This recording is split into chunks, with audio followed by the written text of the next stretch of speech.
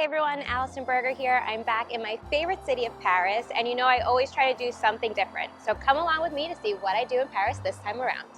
It had been quite some time since I visited the Musée d'Orsay, so I wanted to make sure I included it in my visit this time. I arrived about 2 hours before closing during the week, so I thought I would be able to take my time and enjoy each piece of artwork, and boy, was I wrong. I really enjoy Impressionist art, so I was really excited to see this exhibit of the museum the most, and the amount of tour groups and school groups and just people in general that were on this floor of the museum made it really difficult to enjoy the art. Don't get me wrong, I was still happy to see all of the art and still enjoyed it, but it was just very difficult to get close enough to the work and really take it in without me worrying about a phone getting in my way or watching to make sure I didn't get elbowed in the head. So just keep this in mind when you plan your visit. I don't know if it's less crowded when they first open, but at least I have these photos that I took so I can enjoy the works of art from home. French food is my favorite, so it only makes sense that I'm starting today with a food tour of Montmartre with Devour Tours. This food and walking tour takes you to 5 different food stops, all while you learn about Parisian food culture and the neighborhood of Montmartre. First, we started with a croissant before crossing the street to Arnaud Louvre to have one of his award-winning eclairs, which I completely understood how after the first bite. Next, we had a full-size snack with a glass of wine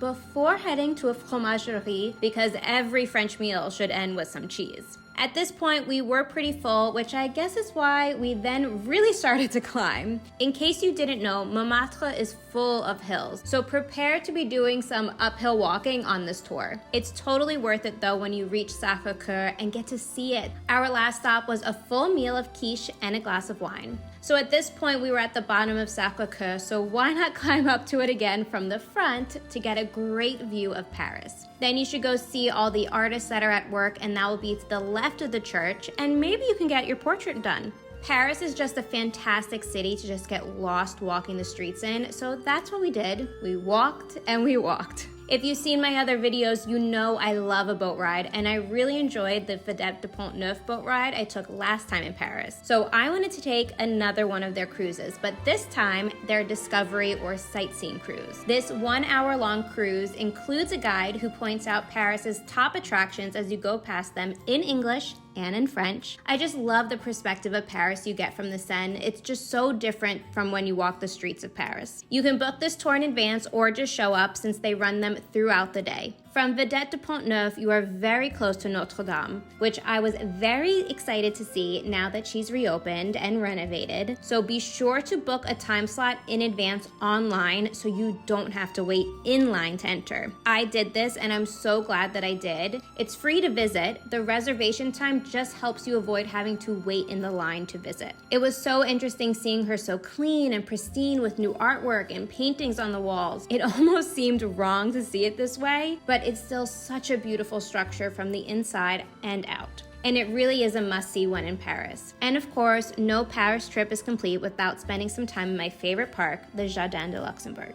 I hope you enjoyed checking out my favorite city with me. For more information, check out the links below. So until next time, I'm Allison Berger, and don't forget, I'm FunSized. Au revoir.